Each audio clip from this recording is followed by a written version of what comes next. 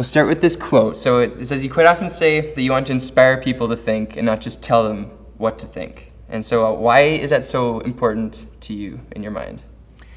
I think probably the things that are important to people are the things that they've had personal experience of, you know?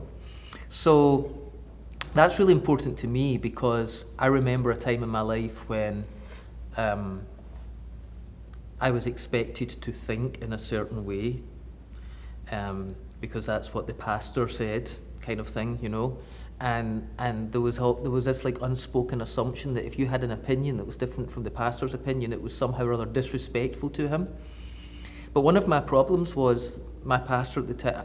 I was more educated than my pastor was at the time, and although I was respectful and everything else, there were often times when he would dogmatically assert something that I actually knew was incorrect. And I thought, I never want to be like that.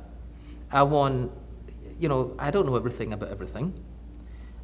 I know a little bit about lots of things, you know, but one of those lots of things, there could be someone in the congregation who knows a lot about that subject that I only know a little bit about, so why should I be dogmatic?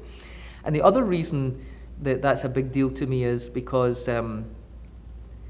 not just somebody else is entitled to think and to arrive at their own conclusion, but a number of times in my life, I have changed my conclusions because I have rethought things. And so there are things that I believe now that I once didn't believe. There are things I don't believe now that I used to believe. But my beliefs have evolved and changed as my knowledge has grown and so on. So if I'm allowed to rethink things and come to fresh conclusions, I need to extend that same right to everybody. And actually, I think personal faith is only meaningful to people when they have arrived at the conclusion themselves, rather than an authority figure has just told them what they should think. Mm-hmm. You know? Right. So do you kind of hope that people, at least in the church, in the congregation, does part of you hope that those who may be more knowledgeable in some areas will challenge you on some of the ideas you have? I don't mind being challenged. In a respectful way, obviously. But if it's a legitimate challenge as well. Yeah, I mean, if it's just a case of, that's not true, you know, well, why? Mm-hmm. I don't mind that, because in fact that's one of the reasons that I started the academy here at the church, because a Sunday's message is on one level, but we do this theology class, the academy, where we're able to get into these things a lot deeper, and it's a smaller group, so we can have questions and answers and dialogue and so on. Mm-hmm. Because when someone asks a question, quite often I won't answer it directly. I will say, okay, well, here's the 3 points of view on that topic. Right. You know. Also, I want people to realize that sometimes our questions are based not even on the thing we're questioning, but on other presumptions. We presume that something's true, therefore we question this issue that someone's got. Well, I want to even challenge, why do you presume that that's true?